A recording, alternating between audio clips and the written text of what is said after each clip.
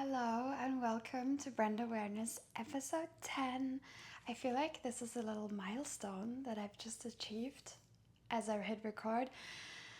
I am telling myself I'm not getting up to see if I actually press record. It is 1:45, so I'll check the time in like half an hour, and this is it.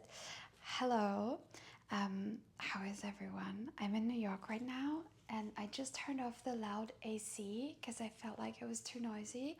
So let's see if we can do a little time lapse from now until like 30 minutes from now, how red I'll be. I'm doing a big sacrifice here for you. I think everyone has their one thing that kills their mood, right? It's like hunger, it's being tired, hot, cold. What else are the big mood things?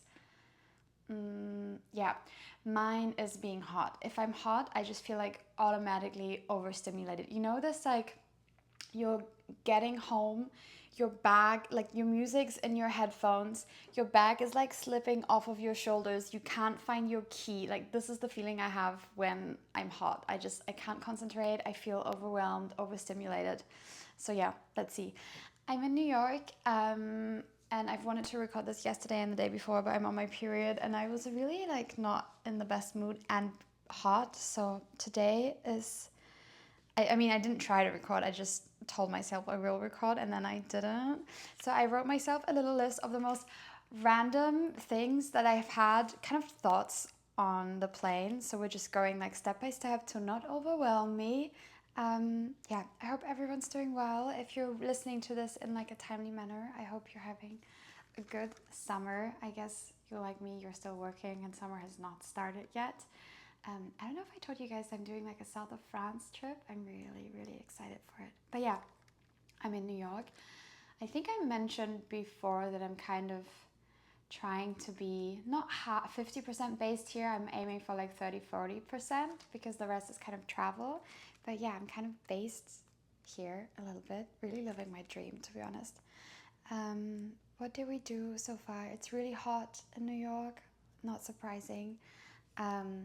We went to the Guggenheim yesterday. It was the Jenny Holzer exhibit. I bought stickers that said abuse of power come as no surprise. I bought them for $6 each. That's like a coffee price in New York.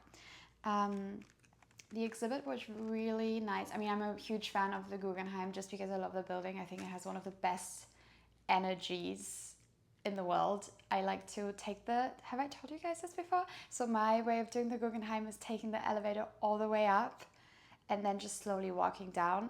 Usually that is not how the exhibitions are meant to be perceived. I think you always start the spiral from the bottom, but yeah, I like to take the elevator all the way up. Jenny Holzer, pretty sure most of you are aware of her.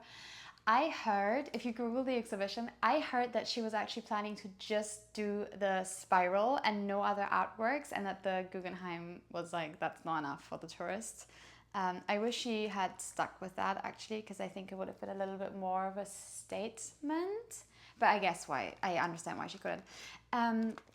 Tonight we have a after hours tour of the Met. After hours, like after closing hours, which I've done. It's like the biggest privilege ever. I've done this one time before, and today we're going at 5 p.m. when the museum closes. We're meeting there and we're getting a tour, which is so exciting to me. So I'm just in New York for a really short like weekend trip kind of, but we're trying to cramp in as much as possible. And later today in a few hours we're getting a tour. Has that been announced yet? I don't know if I'm like leaking information, but I'm sure that's out there. Luisa Via Roma, the e-tailer, is opening a store in Soho, and I think it's supposed to be gigantic. And yeah, I love some pre-access stuff, right? We're getting a little tour. I feel like I mentioned on the podcast before this like death of the e-tailer decade. I think I told you guys when I met my boss, Jörg Koch, the founder of O32C, for like a lunch. This was like 2.5 years ago or something. And I think I was already working with that. I'm not quite sure. But we were talking about the state of business in general. And he said to me in like a very passing thing, I don't think he meant for this to be a conversation. He was like, I'm sure you're aware that the golden age of e-tailers is over. And I'm like, what? And I didn't see that happening at all. To me, all of these giants were, too big to fail. And now 2.5 years later, we saw the death of matches, the death of, is Browns dying? I guess Browns, I don't know what they're doing. We saw Farfetch, who did we see go? Now I'm blanking. This is the heat in the period. And yeah, he was really spot on. And I think there was kind of a cannibalization, right? Of the e-tailers kind of eating themselves up. And I think what is happening now after this, like, quote unquote, is this, well, death, no, but a few people did not survive this, right? So I think what is happening now, because obviously people are still shopping, it's just a different kind of consumer. And I think I also told you guys one of my biggest Roman empires is the VIC, right? The very important client or customer. That is a high net worth individual that spends a lot of money. And I think this sounds like very brutal, but if you're a girly that spends, I don't know, that buys like 2 YSL bags on My Teresa in a year and you spend like 5K, you do not matter to these e-tailers. I do not matter to these e-tailers either. There is a very, very, very small percentage of consumers that amounts for the biggest percentage of revenue, like 40% sometimes. And it depends from e-tailer or retailer what kind of number gets you into this category. For like for a department store in Berlin, they might pay attention to you already from like 15K a year. And for others, it's more like, okay, once you spend like 80K a year with us, like an Essence, then you're like in this, there's all of these different tiers. And I think what the e-tailers that have survived now are doing is how can we pay even more attention to those consumers. So I'm pretty sure even the Luisa Via Roma store, there's going to be like designated areas to be in contact with that kind of consumer. I hope I'm making sense with this. So yeah, we're getting a little tour of that. What else? Oh, I wanted to talk about Dover Street Market Paris. It finally opened and we took a tour last week, 2 weeks ago. I don't know if I talked about this on the podcast before. I don't think so. If you have been, you let me know your verdict. I think I ranked my other Dover Street Markets before on here on the podcast. I have to say, I am not a Marais girl. I don't really hang out in this third arrondissement. I think it's like a little hectic for me. I don't know. So I don't really go there. I find the street of that Dover Street Market really hectic. It's so narrow and like I feel like there's always traffic. So I find it stressful getting in there. Then it is obviously, I think they own the building, right? It's a huge building owned by Dover Street Market. Oh, they're renting it. I'm not sure. You go in and there's this really impressive, gigantic, beautiful courtyard. And you go in and obviously Dover Street Market, they have been in there now for a few years and they've done the showroom in there. So just now the store finally opened. You go in and what I assumed they were going to be doing was that the cafe, the Rose Bakery, was going to be in that courtyard. Like you go in and there's like people hanging out, but it isn't. It is more for installations, I guess, which looks really beautiful, but I thought this is going to be like a hangout spot, which like Paris is missing at this, with like Colette being gone since years. And, I'm just like grandma talking about war, still talking about Colette. But yeah, to me, it was surprising that they didn't use the courtyard. Obviously, they're going to use it for like concerts and events. But to me, it would have been the obvious thing in summer that you like peek into the courtyard and you see like people sitting there. Obviously, maybe you don't want tourists coming in because you look in and you see sculptures. You think maybe this is a private gallery or this is like I have to be invited to go in there. But I think it would have been a lot more inviting if the courtyard had been the Rose Bakery. Anyways, it is if you've been into the buildings for like events or fashion shows, the Vaquero show was in there. If you've been into the building, it is ground floor and the first floor and the basement is basically Dover Street Market now. The buy has not been surprising to me. It's pretty much similar brands that you see in the other Dover Street Market locations. I would have thought that I would see maybe a few more French designers or French cool kids doing brands. I don't know. I don't know, maybe it's also like sometimes you go into something on the wrong day and you're like not in the best mood. So it was like hot, we were exhausted, it was the end of Fashion Week. So maybe I just also came with the wrong attitude. I thought the flow didn't really happen for me. I think there was not like the grand entrance that I was expecting. It's kind of like on the side where the Dover Street Market, the small space was in for the last year. So I don't know, like for example, even the London one, it's not my favorite, but it has like a nicer entrance, I would say. Like you go in and you see these like giant bubbles and the jewelry and I don't know.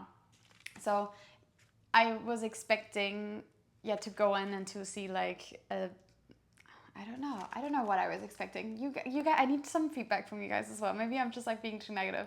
I didn't like the entrance, and then it's not very organic. Like the flow wasn't really there for me. It's where a shop is supposed to be like an airport, right? Like you are supposed to figure out within seconds where you're supposed to go without really having to think. And to me, it was a little bit tricky. Like the staircase was kind of, actually the other staircase and the other Dover Street rooms are also kind of hidden. So maybe that's the same.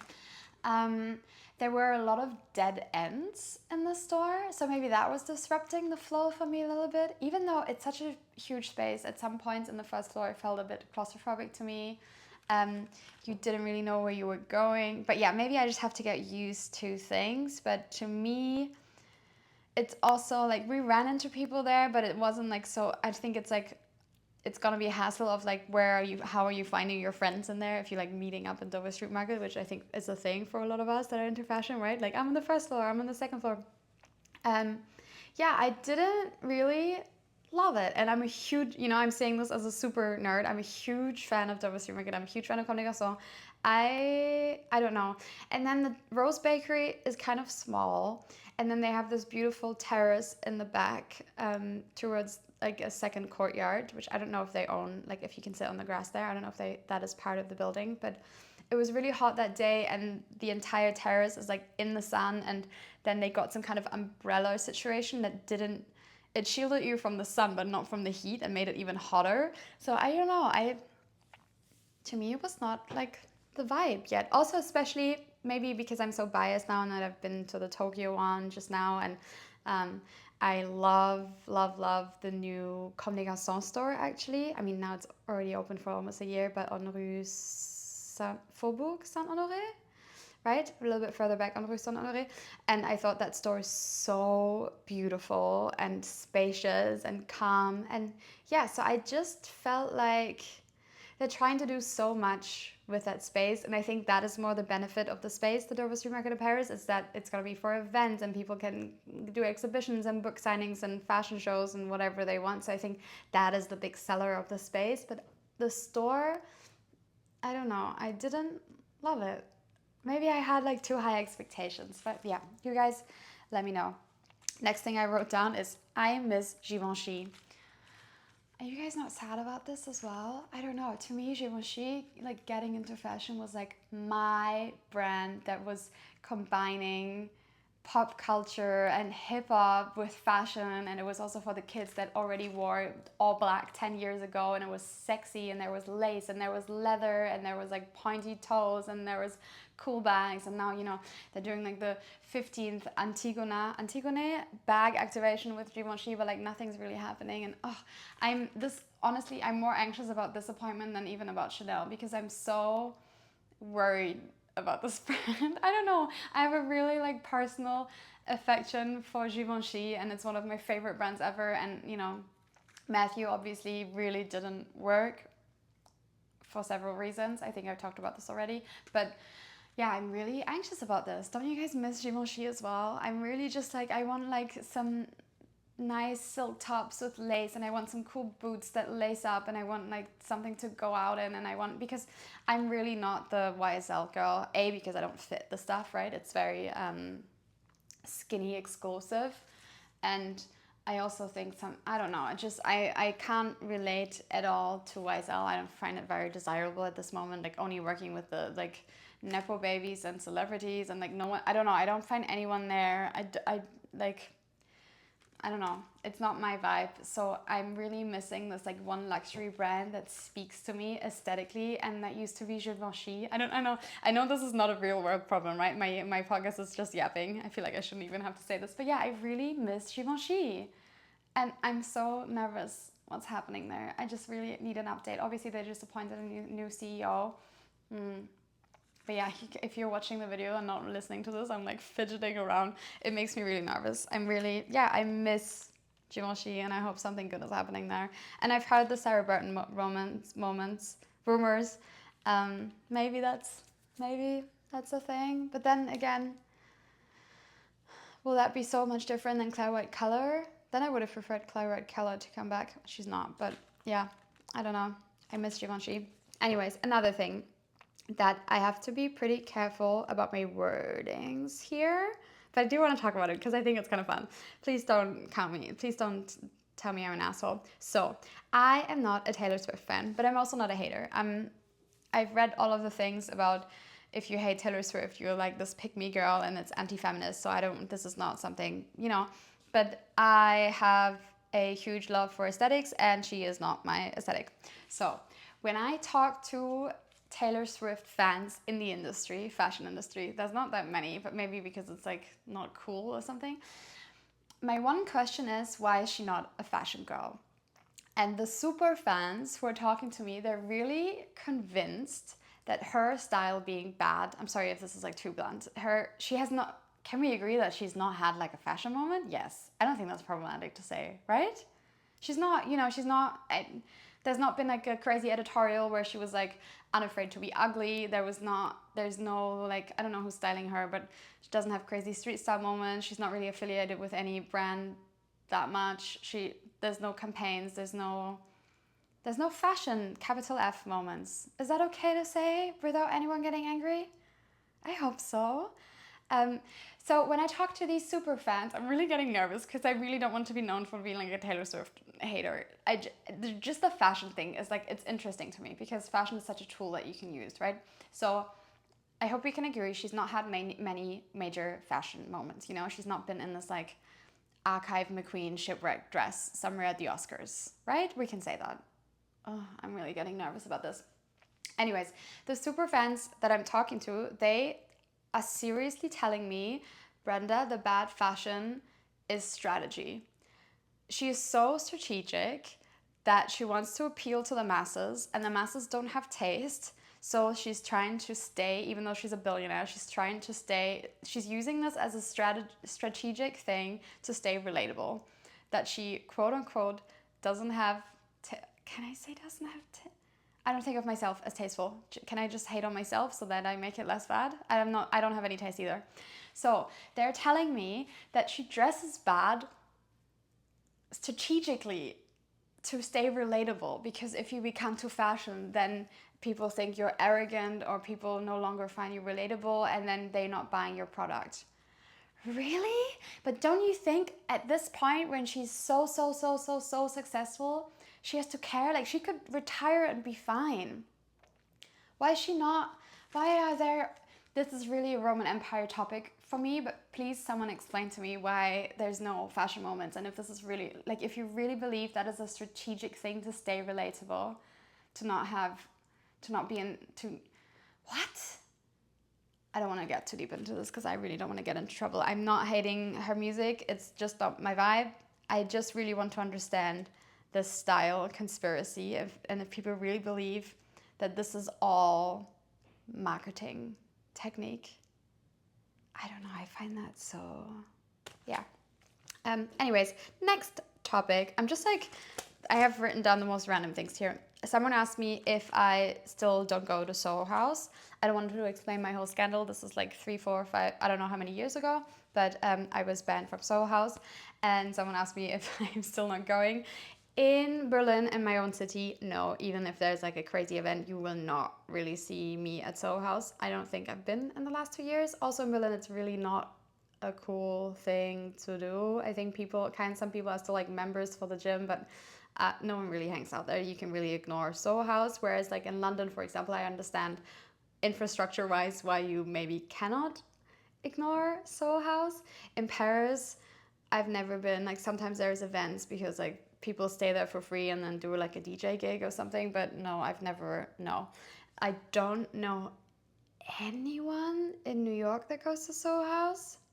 There's 3 here, right? There's the meatpacking one. I've never heard of anyone going in the last like 8 years.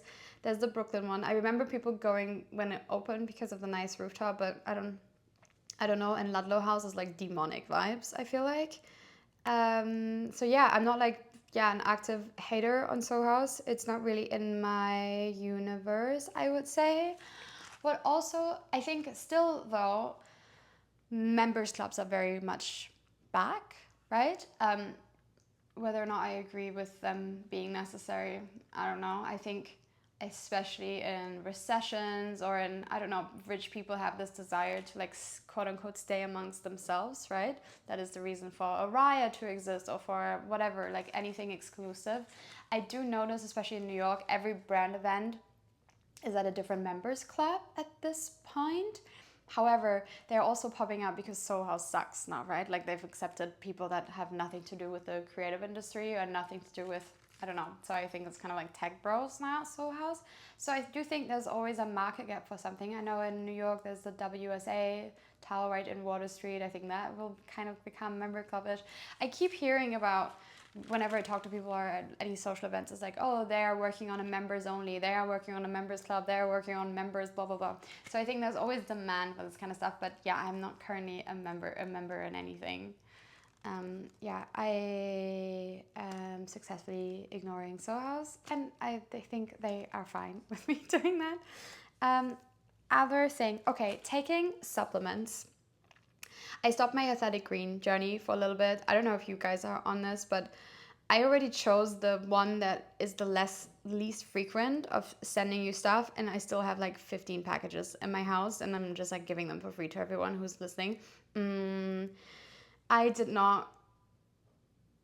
Can I say, yeah, I did not really notice a difference between AG1 and not taking it, so I stopped that. But I ordered stuff from, what's it called, Sunday something. If you're based in Germany, I'm sure you know the website, Sunday Naturals. So I ordered for like 300 euros, took all the things like the minerals and the iron and the B12 and the vegan one. I'm so plant-based. I ordered all of them. So now I'm like on week 4 of taking the supplements every morning. I even did it in Fashion Week. So I bought on Amazon these little like compartment things that you travel with, and I think they're very chic. However, here's where my problem begins. So now I'm a month in, and all of these things that I ordered, one was 90 tablets, one was 30, one was 120, and you're supposed to take 3 a day, and one was blah, blah, blah, blah. So they all came in different quantities. So now I'm like running out of the first one almost, but like the other one is still like 90 tablets left, the other one. So what do I do now? Because it all was fine for a month, and then now one is running out and the other one isn't. So, and I don't have any subscriptions. So the girlies that take supplements, how do you do this? Like, how do you schedule? Do you just like order one thing a week and just like keep track of everything where you're running out and what you still have left? I find this really difficult. I'm really trying to be the supplement girly, and now I don't really like, a month in, one is running out and I don't know what I'm doing. So someone please tell me how to stay on top of that, because I'm struggling. Anyways, then I also want, do you guys use apps for your doctor's appointments or something?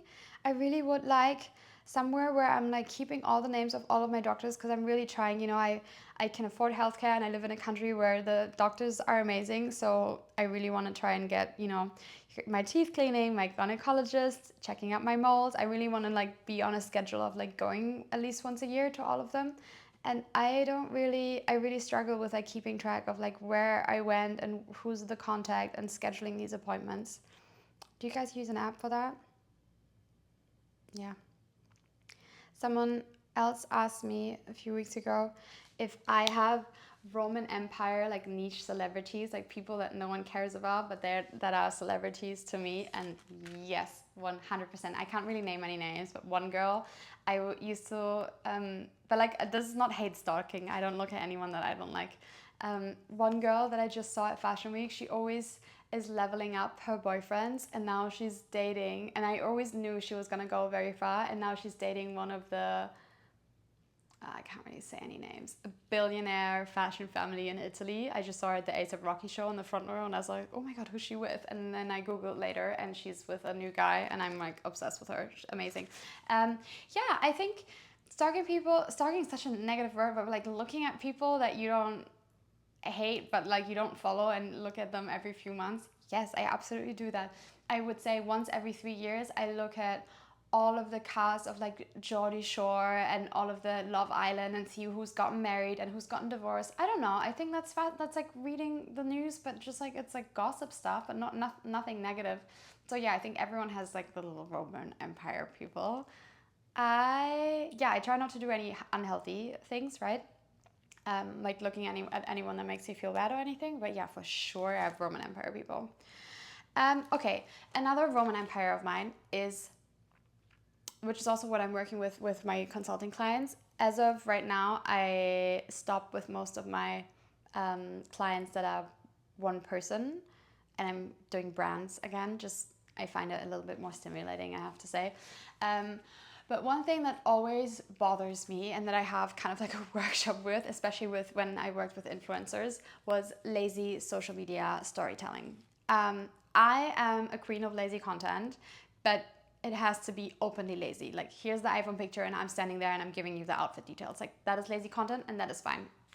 I hate when it's like pretend to have a story, but it's actually really empty. I'm gonna make sense in 1 second. So, to me, lazy storytelling is you're doing a bag activation and the bag is empty. Like everything, you know the tag is still in there and you know that not even a wallet or phone is in that handbag. Like when it's a tote bag, for example, and it's just like lying next to your body and you know there's nothing in there. How are you making a product desirable when you are not even pretending that you're using it, you know? I hate storytelling where like nothing adds up. Like the girl is doing a photo shoot in her room and is like pretending to call room service. To me, it's obvious the next shot should be the fries on the bed or whatever is the room service, right? Like make a storyline make sense. And I think that is one of the most frustrating things for me sometimes when I see influencer work, because I love a bag activation and I think you can also be blunt about it. You don't have to hide that it's a bag activation. The product can be front and center and you say this bag is sick. However, the product then needs to look good. And one of really my Roman empires is an empty bag. Like keep the stuffing in there, keep the whatever paper was in there to make the bag look round, to make the bag look like it's been used. I don't know. This is not something I can get behind. I do not like when people still are pretending to call a cab in the street and the next picture is not the cab.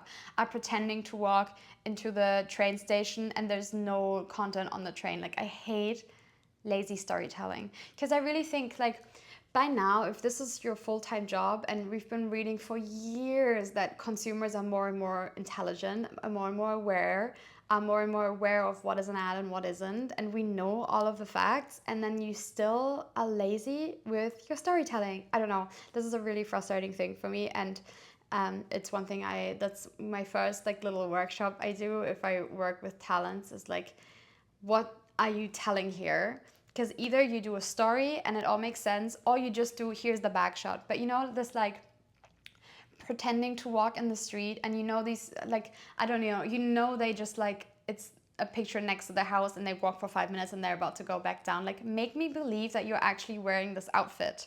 And if you can't, then just post a picture of the bag. Like it's fine. It's not that serious. But I hate a empty bag. What else is an example of the empty bag? I don't know if I have one.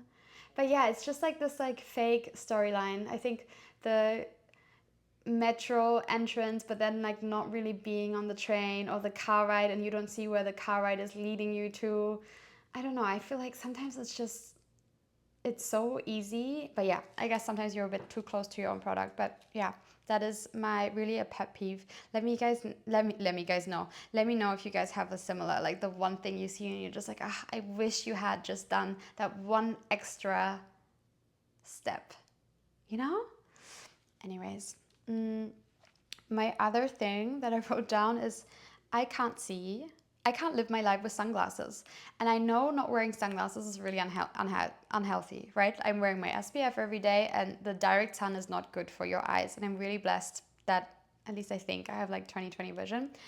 I love sunglasses as an accessory. However, I cannot walk, I cannot talk to you, I cannot concentrate. If I'm walking, I feel like I'm missing like 50% of my eyesight for the I don't know where the sunglasses end.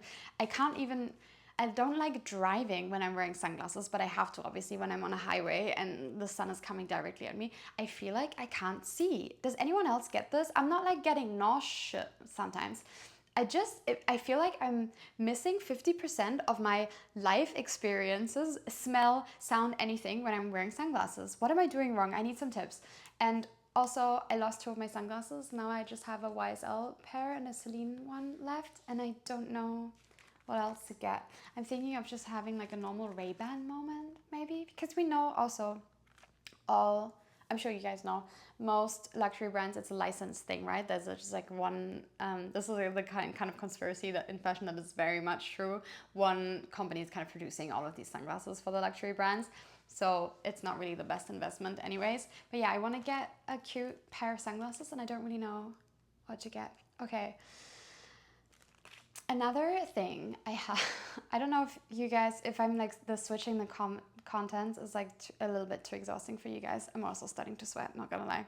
I had this discussion with my friend last week. So I am German and I'm based half of my life in Germany.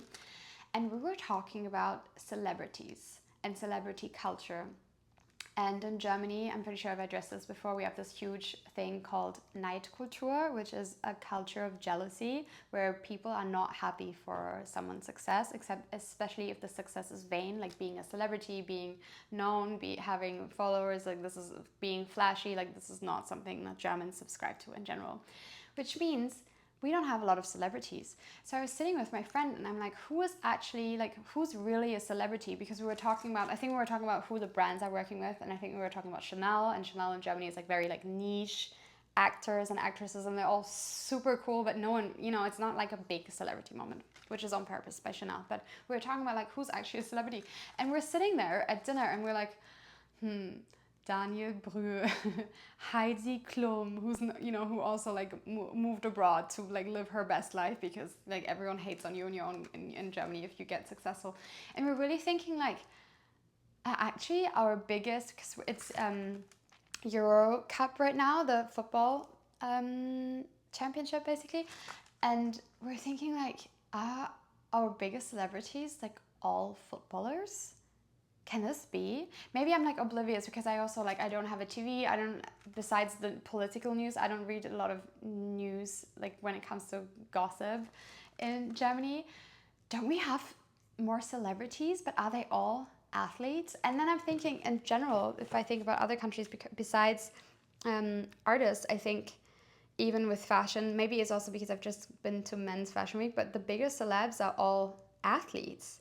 And the biggest testimonials are also athletes, like a Lewis Hamilton, what's the tennis player? I'm really blanking because of the heat. But do you think the biggest testimonials for luxury fashion are athletes? Right? Or am I making this up? Is it still actresses? Anyways, yeah. Who are your biggest celebrities in your country? I'm really like wondering if Germany is just like this culture of jealousy is just Germany exclusive, or if you also have that in your country, if you're not like in the US or somewhere where everyone's obsessed with fame. Okay, I think I addressed this before, but I'm doing a shopping curation always on My Teresa and Essence. It's on my website, brendawareness.com. If you're listening to this in real time, the password right now is Brat, because it's a Brat summer, obviously. And I do these wish lists basically of never more than 100 products that are approved by me or that I own myself or that I'm planning to buy, and you can put things on your wish list. You don't have to buy them at full price, obviously, but yeah, I do these and they're on brendawareness.com, and the password right now is Brad. And someone asked me for summer must-haves when it comes to fashion. Summer is obviously my least favorite fashion season, just because, I mean, if you're watching this right now, I'm wearing like a vintage tube top from Magella and Please Please, and those will be my fashion staples. tube top. I think the best one, actually, if you don't want to get a vintage one from Margiela, is Wolford. I think it's really great. There's also this tube dress that they always do. Please Please is my one thing that you cannot get around for summer. I think it's the best. You always look put together. It's comfortable. It's kind of, if you know, you know. You can wash it anywhere. You're not really supposed to wash these in the washing machine, but I always do and nothing's ever happened to them. But yeah, I wrote down a little list. So for me, it's Please Please. I have like 5 of the black ones that I'm wearing. This is size 3. So the sizes are not, I think they're actually lengths, the sizes, right? I understand that it's super expensive, but you can like dress this up, dress it down. You can wear it with flats, wear it with heels, wear it at any time. And I always think this is like a staple go-to. Levi's, I wear Levi's 501s. I already talked about this. I get them on eBay. I wear them as shorts, long, with heels, with tabby ballerinas. I think a good pair of Levi's, white jeans in summer is like the best staple ever. I wear 2 kinds of summer shoes right now. I wear Chanel ballerina, really boring and classic. And I really like the Row mesh sandals. And I'm sure a lot of brands already do these cheaper versions. Peter right now has these tank top dresses. So it's just a very, very, very elongated tank top into a maxi dress. And I really love them. He does them in black and in white. I have both. They're amazing. My other staple, I never know the Rick model names of the products, but these so if you type in Rick Owens soap pants, they'll come up. Sorry, these are all women's products or like targeted at women. The Rick soap pants I think are amazing. They're very expensive. They're super long. You're gonna have to cut them yourselves or get them shortened. But same with the Please Please, you can wear them up, like you can dress them up, dress them down. I think it's one of the best products ever. And then, I'm pretty sure I talked about this already before, I'm a Skims fan. Honestly, I think it's one of the best brands. Maybe I should be a hater, but I'm really not. I think the product is good. I think the marketing, I'm also like a sucker for marketing, like when it's done right. And I think it's such a dream team that's working there and the best testimonials. And the product's good. So I have I don't know what they're called, but the black like baby t-shirts. And I think they're amazing. I've had 2 of them for like 2 years now. People ask me about like my laundry detergent, and like I always get this comment of like, how do you keep your whites white? I change my laundry detergent. I feel like this is a problematic thing to say because you're not supposed to buy the cheapest one because it's probably bad for the environment, like any of our soap and shampoo and anything and toothpaste. But I just buy whatever in the supermarket. I have no special laundry detergent. If you have a really good one that you can recommend, I like accessibility. I'm traveling a lot. I want to buy whatever. No laundry detergent has ever like damaged my clothes. So I don't know why everyone is like so freaking out about this laundry detergent question. Maybe because I just don't wash my clothes that often. Like my jeans, I wash them maximum once a month, or if it's really, really, really, really dirty. So maybe it's more that. I don't buy, actually, Please Please is polyester. But besides that, everything is cotton. I try to buy things that last. So I don't really have a special routine when it comes to washing my clothes. I'm really sorry about this. But yeah, Skims, I think t-shirts are amazing.